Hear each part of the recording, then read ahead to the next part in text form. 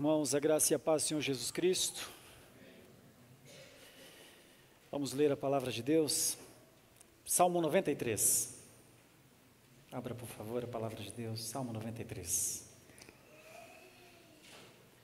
Salmo 93, nosso tema nessa manhã é a soberania onipotente do Senhor. Soberania onipotente de Deus. Hoje é o dia do Senhor.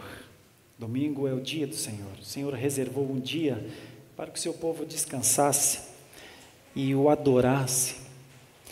E eu louvo a Deus por isso, pelo privilégio que temos, porque estamos aqui para isso. Estamos aqui exatamente para adorá-lo e estamos fazendo isso. Alguns desde as 8 horas da manhã, outros de agora para frente, e outros ainda adorarão às 6 horas da tarde, talvez até você novamente continuará, ou outros irmãos. Hoje é o dia do Senhor, adoremos assim ao nosso Deus, com a leitura da palavra de Deus. Está escrito assim: reina o Senhor, revestiu-se de majestade, de poder se revestiu o Senhor, e se cingiu, firmou o mundo que não vacila. Desde a antiguidade está firme o teu trono, tu és desde a eternidade. Levantam os rios, ó Senhor, levantam os rios o seu bramido, levantam os rios o seu fragor. Mas o Senhor, nas alturas, é mais poderoso do que o bramido das grandes águas, do que os poderosos vagalhões do mar. Fidelíssimos são os teus testemunhos, a tua casa convém a santidade, Senhor, para todo o sempre. Meus queridos irmãos, em 195 antes de Cristo, em Esmirna, foi erguido um templo que depois daria nome a um reino. Foi erigido um templo a uma deusa chamada Roma. 195 antes de Cristo. Dali para frente, uma divinização tanto do termo, da palavra, quanto a um império. O Império Romano, ele, para ser unificado, para que a sua unificação acontecesse de maneira sustentável, para que a sua unificação e a sua expansão fosse algo significativo, visível, todo reino visa vitórias, conquistas de outros reinos. Então, o Império Romano cresceu também assim, vencendo outros reinos. E não é fácil unificar um reino com derrotados dentro do reino. Então, a partir dessa ideia da divinização, ou de uma deusa no centro, se estabeleceu o que se chamou depois de Império Romano, inclusive com a sua capital, Roma. E imperadores seguiram numa espécie de vácuo atrás dessa ideia da divinização de um império, e se estabeleceu um culto ao imperador, inclusive, César. A ideia de César não é a ideia de um nome, mas a ideia de um rei muito poderoso, dominador, temível e obrigatoriamente obedecido. Por isso, 4 séculos mais ou menos antes de Cristo, daí para frente, pelos 4 séculos antes de Cristo, se enfatizou muito a ideia de que César era realmente um senhor. A palavra é Kyrios, Senhor. Isso ficou como uma marca. Todo aquele que fosse parte do reino, do Império Romano, precisaria considerar César realmente um senhor. Para ser um bom romano, tinha de considerar César um senhor. Acontece que um povo desobedeceu isso. E então, a partir da chegada de Jesus Cristo, e a partir da sua morte e do que ficou como estabelecido como uma verdade entre os seus seguidores, a sua ressurreição, essa verdade fez com que eles passassem a chamar Jesus Cristo de Senhor. E então muitos foram perseguidos por causa de considerarem Jesus Cristo como Senhor. E muitos mesmo foram não só perseguidos, mas mortos por causa disso. O que desenvolveu ou desencadeou uma série de escritos no Novo Testamento, no período do Novo Testamento, de fortalecimento para os cristãos. Não voltem atrás. Não voltem atrás. vocês têm um Senhor, então afirmem, mesmo que tenham de morrer por causa disso. Essa foi a marca dos cristãos, a resistência, a força, a condição de dizer: Jesus Cristo é o nosso Senhor. Há muito tempo, desde que o mundo surgem novos senhores. Senhores de reinos, senhores de impérios, senhores o tempo inteiro. No entanto, aqui, neste tempo, um dos salmos, este Salmo 93, continua a reforçar uma ideia de que há um só Senhor. Por isso o Salmo diz isso que nós lemos aqui, que este Senhor reina. Então a nossa ideia, a soberania onipotente de Deus, tem a ver com este Senhor, com o Senhor Deus Todo-Poderoso, Criador dos céus e da terra.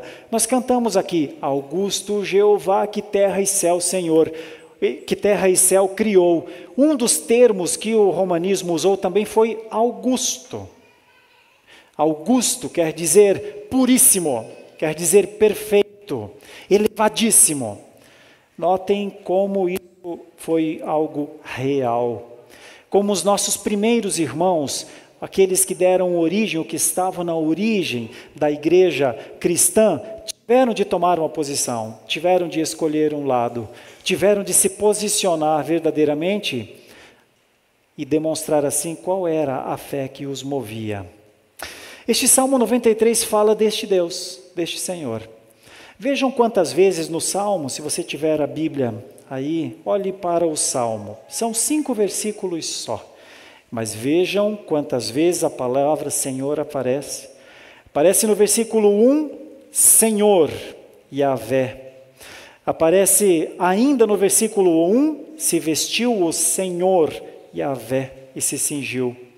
Aparece no versículo 3, ó Senhor.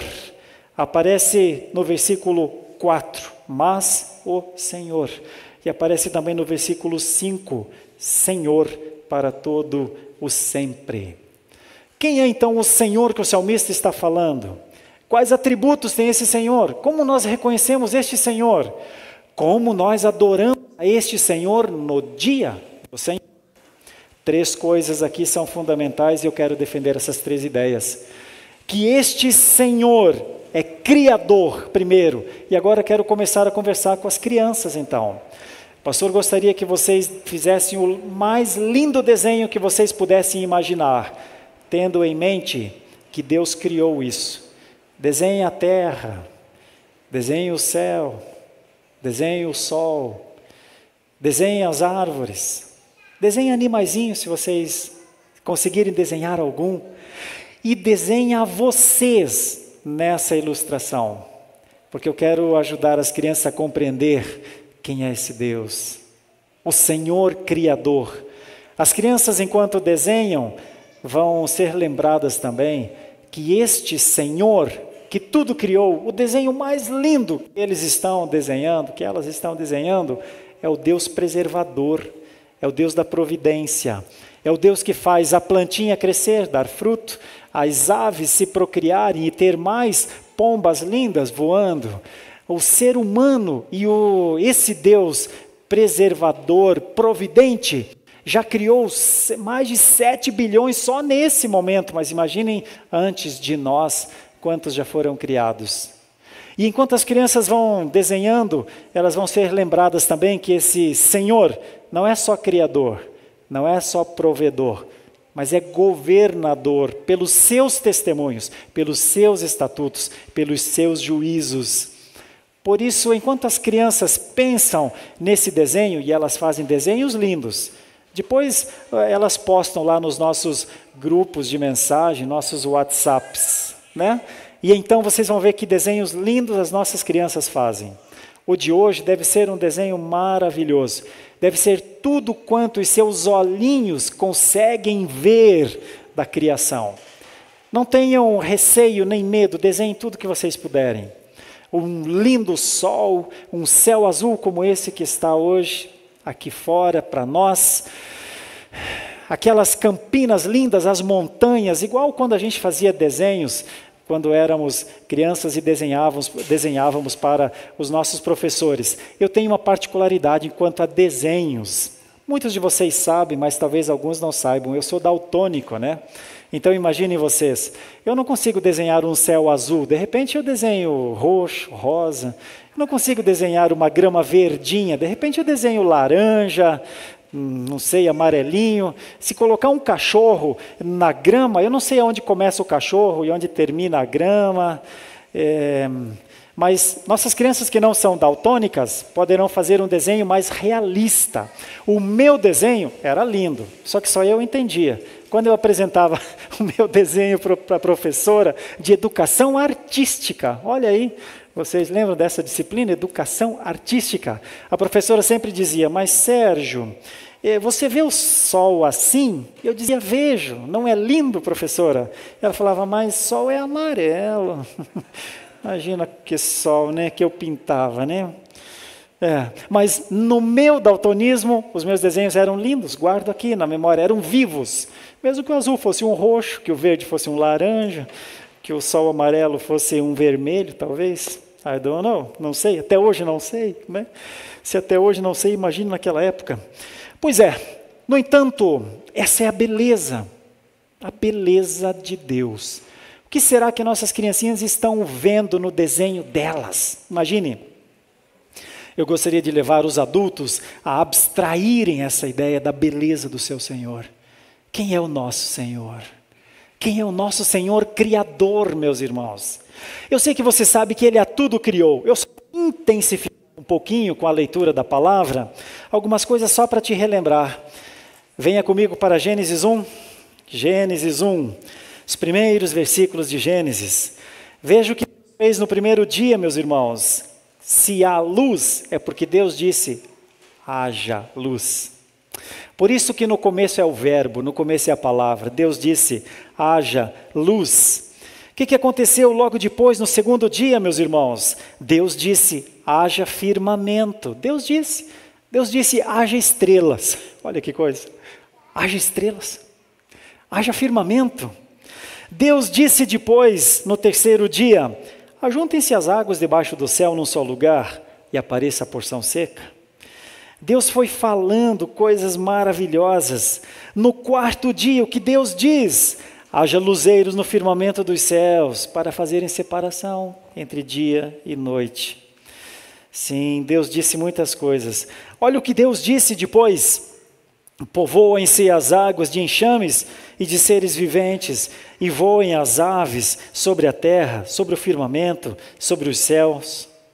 Deus disse depois, no versículo 21, está escrito aqui, criou, pois Deus, os grandes animais marinhos, criou muito mais. Meu Deus, o que Deus fez? Quantas coisas Deus fez? Lá pelo sexto dia Deus fez todos os animais. E nesse dia também fez o homem. Também fez você, criancinha, que está desenhando aí neste desenho. Lembra que eu pedi para que você colocasse você também no desenho. No sétimo, Deus disse, fiz tudo. Descansou. Para que houvesse o Shabat, o descanso. Por isso hoje, nós estamos aqui no nosso descanso, adorando, porque tudo está criado, porque tudo foi criado. Meus irmãos, no capítulo 2 de Gênesis tem ainda um detalhe a mais. Assim, pois, foram acabados os céus e a terra, e todo o seu exército. E havendo Deus terminado no dia sétimo a sua obra que fizera, descansou nesse dia de toda a sua obra que havia ou que tinha feito. Deus criou.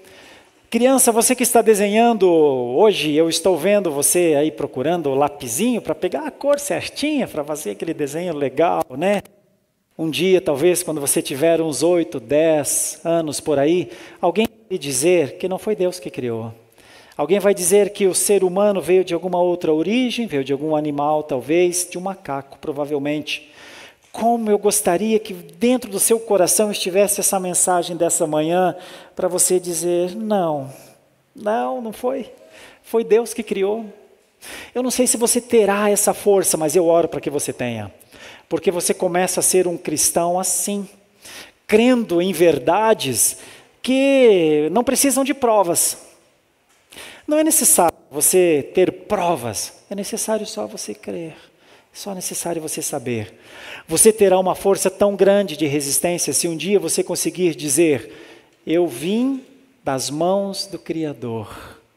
Eu vim da terra. Eu vim da terra e eu estava imóvel. Eu estava até o dia em que o Senhor Deus soprou fôlego nas minhas narinas. Foi assim que a humanidade foi criada. Se você puder fazer isso, você com 5, 6, 7 anos, você vai incomodar pessoas, mas você terá no seu pai, na sua mãe, em casa, alguém que possa lhe ajudar, e vai lhe ajudar. Porque você começa a fazer a defesa do seu Criador com fé. Sem fé, ninguém defende o Criador. Vejam como o salmista reforça isso. Ele diz: sabe quem é este que revestiu-se de majestade, de poder se revestiu o Senhor e se cingiu? Ele é o que firmou o mundo, que não pode vacilar. Firmou o mundo, que não vacila. Firmou o mundo e deu leis antivacilantes. O sol não pode parar o seu curso, nem a lua, os movimentos de rotação, de translação. O tempo de vida de uma estrela é o tempo de vida que Deus deu. O tempo de vida de uma plantinha é o tempo de vida que Deus deu. O tempo de vida do ser humano é o tempo de vida que Deus deu. Não adianta, ninguém vai retardar a velhice com um blush no rosto. Embora possa usar, ou outras coisas, mas não vai retardar, não vai mudar os desígnios do Senhor. Porque o Senhor criou tudo para a sua glória. Ele é glorificado e revestido e é auto-cingido. Ele governa absolutamente, reina o Senhor. Ponto. Assim começa o salmo. Reina o Senhor. Ponto. Depois explica. Assim como está escrito, criou Deus no princípio os céus e a terra. Ponto. Esse é o Senhor, Criador. Já pensou se nós conseguíssemos contemplar a extensão da obra das suas mãos? Nós não temos nesta dimensão condições. Por isso nós contemplamos um pouco. E o que é esse pouco? Para os que creem, é tanto. É tanto nos leva a baixar nossa cabeça e dizer: soberano Senhor, onipotente Deus. Onipotência de Deus, o que tudo pode, recebe o culto, recebe a minha adoração. Meus irmãos, o darwinismo avança, mas olha que curiosidade, não avança entre os povos nem islâmicos, nem entre outros povos de sabedorias ancestrais e milenares. O darwinismo cresce no Ocidente. Olha que paradoxo. O Ocidente é fundamentado no cristianismo. O Ocidente, a rigor, não conhece nada de outras coisas senão o cristianismo. Desde a Europa Antiga, é lá que o cristianismo tem território como berço. As Américas, depois de 1500, em tese, é com o cristianismo. Não é lamentável que justamente entre nós uma teoria nefasta e medonha como a do darwinismo cresce? Não é estranho? Deveria ser. Aqui seria o lugar, o bastião do criacionismo. Aqui deveria ser para o mundo inteiro um grito de que Deus tudo criou. Mas não é. E não é porque nós temos uma fragilidade no ensino de pai para filho.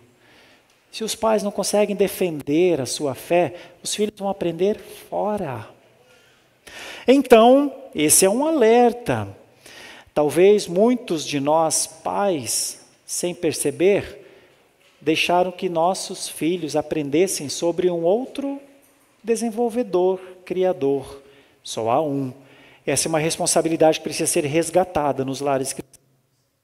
Nos ajude, que possamos dizer dentro das nossas casas: filho, filha, só há um Criador. A Ele toda a honra e toda a glória e toda a adoração. Tem uma outra coisa no Salmo que é interessante demais. Os versículos 3 e 4 vão mostrar uma crescente estranha no primeiro momento. Levantam os rios, ó Senhor, levantam os rios o seu bramido, ou seja, é como se começasse a ouvir um som do rio. Levantam os rios o seu fragor, agora os rios têm um som e têm um cheiro, um odor, alguma coisa que refulge dentro das águas. Mas o Senhor nas alturas é mais poderoso do que o bramido agora é das grandes águas, do que os poderosos vagalhões do mar. É como se os rios fossem crescendo em intensidade tão grande que eles atingissem o mar e gerasse uma instabilidade no mar. A ideia de vagalhões do mar. Me perdoem. A ideia de vagalhões poderosos, vagalhões do mar. É como aquelas ondas muito grandes que beiram ao tsunami e que batem com toda a força em algum lugar.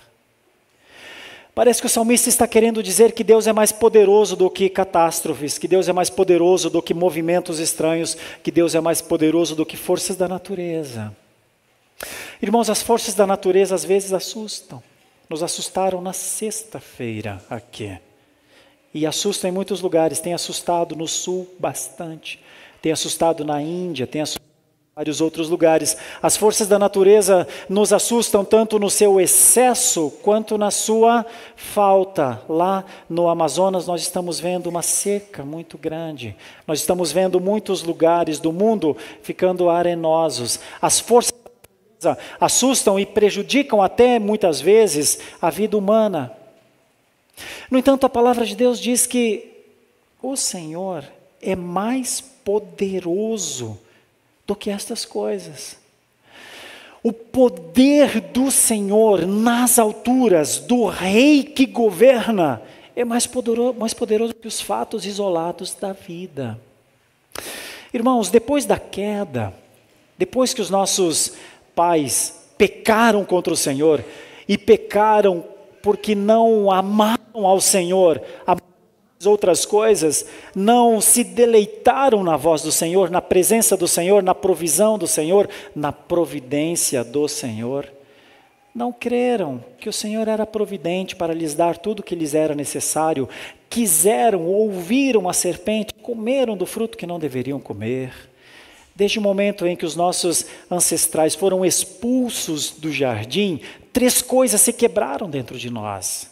Estão, de certa forma, nós ainda sofremos os danos dessas quebras. Nós chamamos isso de mandatos. 3 mandatos foram quebrados. O mandato espiritual, o mandato social e o mandato cultural. Desde que nós não conseguimos mais encontrar Deus naturalmente, desde que nós não conseguimos mais amar o nosso próximo com amor fraternal, desde que nós não conseguimos cuidar da natureza, viver com a natureza como obra de Deus, a natureza se levanta, a natureza é descontrolada por nós. O homem não controla a natureza, o homem não sabe como lidar com ela. Esses 3 mandatos, eles são muito reais na nossa vida hoje. O ser humano, nós como humanidade, o ser humano só consegue voltar para Deus se Jesus Cristo o conectar. São 2 estágios diferentes. São 2 polos diferentes. É um polo positivo e um negativo. Não tem como eles juntos estarem. E então, se a cruz não conectar esses 2 extremos, não tem conexão. O ser humano foge de Deus, o ser humano não quer a justiça de Deus, o ser humano teme os juízos de Deus, o ser humano quer ir para muito longe, porque lhe pesa estar diante de um ser perfeito. Só Jesus Cristo pode trazer de volta, só o Senhor Jesus Cristo pode reeditar o mandato espiritual. Se o Senhor não colocar a cruz entre eu e você, entre você e mim, nós não temos condições de apertar nossas mãos, não temos condições de nos abraçar, não temos condições de olhar um para o outro e dizer: Deus te abençoe, meu irmão. Você está bem? Como está a sua vida? Nós estamos caminhando, você está firme? Como foi sua semana? Eu amo você em Jesus Cristo. Nós não temos condições se a cruz não nos conectar. Se a cruz não nos ajudar a ver que a natureza geme e anseia por uma restauração, o ser humano continua a depredar a natureza. E a natureza se vinga das formas mais cruéis. Cruéis para nós, instintiva para a natureza. Como é que resolve isso? Como é que faz? Reconhecendo quem é o Deus da providência. O salmista parece que quis dizer isso. Reconheça o poder de Deus. Reconheça a sua soberania. Reconheça que Ele a tudo faz, tudo pode. Mas nem sempre a humanidade reconhece o providente Deus. Contei uma ilustração de manhã, vou contar agora, daqui a pouco. Vou contar agora, nesse momento, e faça você a sua análise disso. Uma pessoa muito próxima de nós teve em viagem entre duas cidades de mais ou menos 100 quilômetros, no meio mais ou menos, em torno de 40 quilômetros entre estas cidades, ela teve um problema no seu carro. Seu pneu literalmente estourou. Ela estava sozinha com seu filho menor. Estava chovendo muito e o carro dela não tem estepe. É desses pneus mais novos, desses carros mais novos que não tem estepe. É uma situação de correção sem trocar pneu. Precisa corrigir. Mas o pneu rasgou totalmente e ela ficou no meio do nada. É um fato, aconteceu agora, alguns dias. E então ela lá no meio do nada, de repente passa um caminhão, um carro, e ela faz sinal e a pessoa para. Muitos não param, um para. Então ela diz, estou com um problema sério aqui, precisaria de ajuda. Mas eu não consigo fazer isso e provavelmente nem o senhor. Precisa trocar o pneu do carro, precisa consertar o pneu do carro. O homem diz, verdade, eu não posso lhe ajudar. Eu vou para a cidade, a 40 quilômetros daqui. Eu posso pedir para alguém vir lhe socorrer. Pode ser? Ela fala, pode, não tem outra opção.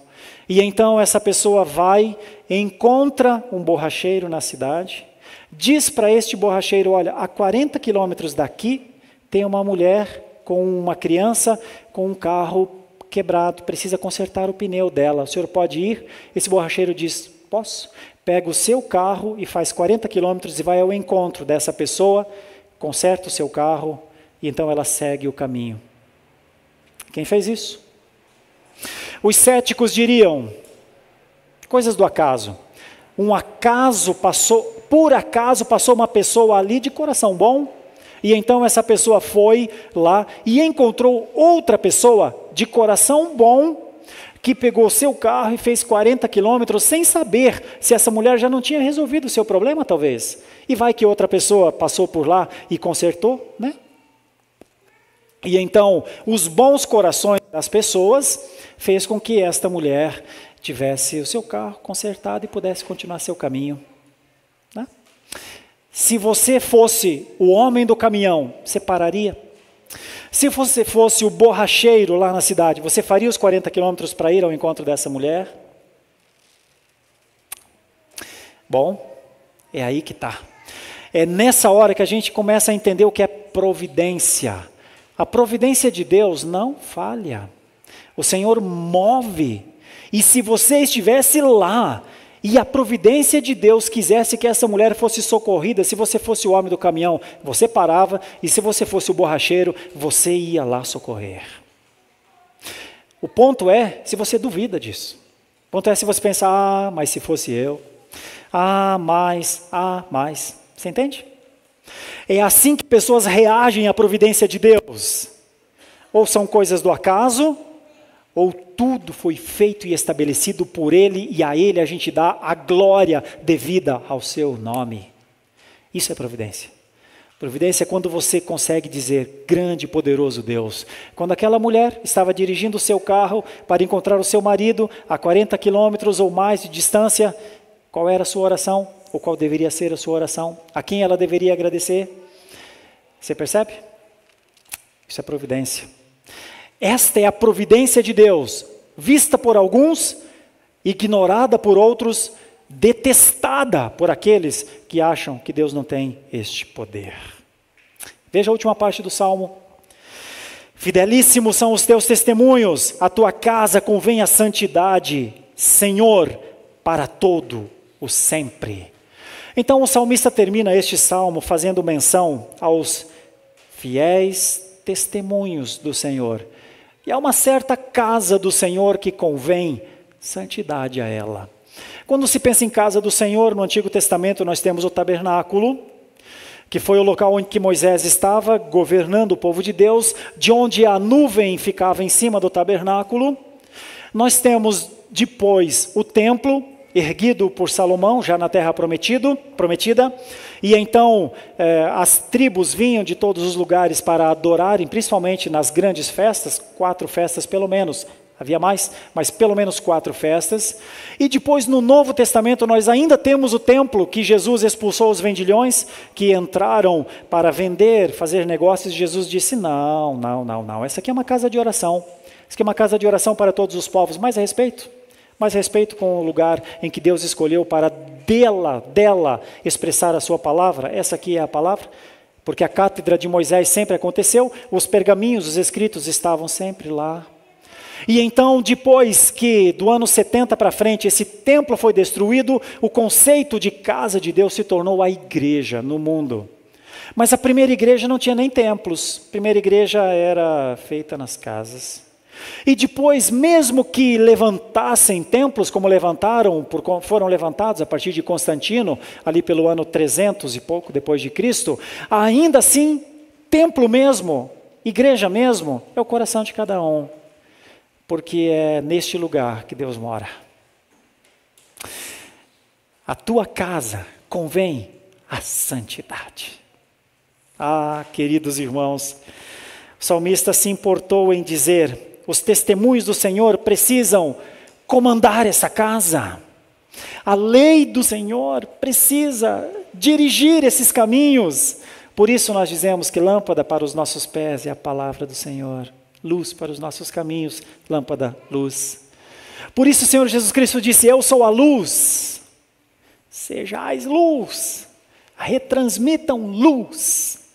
Irmãos, os testemunhos do Senhor são fidelíssimos à sua glória, ao rei, ao governante maior. Deus governa tudo, meus irmãos? Governa. A humanidade vê o governo de Deus, meus irmãos? Não, boa parte não, mas você vê, não vê? Assim como você crê que Ele a tudo criou, assim como você crê que Ele tem tanto poder sobre o mar, mesmo que, porque aqui é uma figura de linguagem mostrando o bramido do mar, o fragor do mar, as muitas águas do mar, o descontrole de um rio fora de uma caixa. Você se lembra que um dia Ele disse, aparta-te, mar, para a esquerda uma parte, para a direita outra parte, porque o meu povo precisa passar. Você sabe o que é providência, olhando para o povo? Você sabe o que é a providência que um dia esse mesmo Jesus andou por cima do mar, né? E enquanto andou e entrou no barquinho, se assentou no barquinho, também disse para a tempestade, agora chega, agora para, tá? E imediatamente a tempestade emudece. Você conhece essas histórias? Você também conhece o que é a lei do Senhor, o que são os 10 mandamentos, o que é não ter outros deuses diante de Deus, o que é não tomar o nome santo dele em vão, o que é respeitar o seu dia, o dia dele, o que é honrar seu pai e sua mãe para que te vá bem os dias na terra, o que é não furtar, não matar, não adulterar, não cobiçar. Você conhece essas coisas. Isso são estatutos, isso são testemunhos. Isso são atributos que o Senhor, na sua glória, compartilhou um pouco com a gente, para que nós soubéssemos e exercêssemos fidelidade a Ele. Meus irmãos, eu quero concluir dizendo que é para sempre isso, viu? O que começou aqui não vai parar. A maneira de nós celebrarmos o soberano Deus, o onipotente Deus, é para sempre. Ninguém vai roubar isso de nós, como não podem roubar a fé das nossas crianças na escola, como não podem roubar o nosso testemunho da providência de Deus enquanto vivermos, como não podem roubar a nossa esperança. É para sempre, para sempre. Os testemunhos do Senhor sempre estarão diante dos nossos olhos, é para sempre. Nunca mais nós vamos voltar ao nosso estado anterior, nunca mais. Se talvez você tenha dúvida sobre o Criador, se você tenha dúvida sobre o Preservador, talvez você também tenha dúvida sobre o Governador. Mas deixe o Espírito Santo, ou creia no Espírito Santo, espere no Espírito Santo de Deus, para que as dúvidas saiam da sua cabeça, porque você não permaneça sem saber quem criou essas belezas que as nossas crianças estão desenhando, quem governa o mundo com a sua providência e você é preservado dentro dela. Não dê glória a outro que não seja o único rei, porque ele reina, ponto. Que não te roubem uma esperança viva, que não te roubem a ideia de que lá na frente, no final dessa caminhada, o Senhor Jesus Cristo nos aguarda, que lá, naquele final, uma coroa de glória será colocada sobre todos aqueles que caminharam o novo e vivo caminho. Que o Senhor Deus nos fortaleça, porque nós fazemos parte do reino. Ninguém de nós pode dizer não sou do reino, nós estamos no reino. Por isso, quem é o Senhor para você? Se você estivesse no ano 100, se quisesse viver, teria de dizer César. Mas se quisesse viver eternamente, teria de dizer Jesus Cristo. Se você estivesse lá, sabendo do que era essa pressão, você seria demandado, sua fé seria exigida. Você acha que ela não é mais? Está sendo exigida. O tempo inteiro estão perguntando, quem é o teu Senhor? Quem é o teu Senhor? O tempo inteiro. O tempo inteiro estão dizendo, Ele é o Criador mesmo, você crê nisso mesmo? Ele é providente, você crê nisso mesmo? O tempo inteiro estão dizendo, tem céu? Tem mesmo? Responda de acordo com a sua fé. Respondamos de acordo com a nossa fé. Se você tiver dúvidas, não saia das portas dessa igreja com essas dúvidas. Onde você estiver, se você perceber, eu não sei se eu creio nisso tudo, eu digo, você teria de crer. Eu e você teríamos de crer. Não importa se somos crianças, adolescentes, jovens, idosos, não importa. Não saia dessas portas com dúvidas que você não precisa ter. Este é o Salmo 93. Reina o Senhor. Ponto. Feche os olhos, vamos falar com Deus.